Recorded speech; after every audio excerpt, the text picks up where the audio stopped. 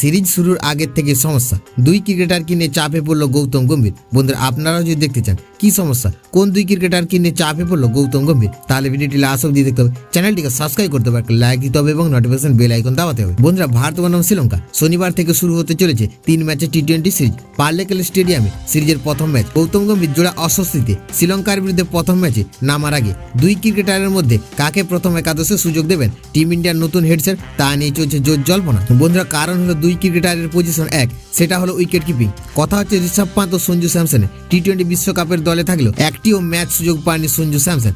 অপরদিকে চোট সারিয়ে টি20 বিশ্বকাপের মঞ্চে অনবদ্য ব্যাটিং করেছিলেন ঋষভ পান্ত। 171 রান করে ভারতীয় ব্যাটারদের মধ্যে তৃতীয় স্থানে ছিলেন তারকা উইকেট কিপার ব্যাটার। বন্ধুরা ফলে পারফরম্যান্সের নিরিখে ঋষভ পান্তকে দলের বাইরে রাখা অসম্ভব। উল্টো দিকে দলে থাকলেও দীর্ঘদিন প্রথম একাদশে সুযোগ পাননি সঞ্জু স্যামসন। ঋষভ পান্তকে বিশ্রাম দিয়ে সঞ্জু স্যামসনকে গম্ভীর খেলান কিনা এখন সেটাই দেখার।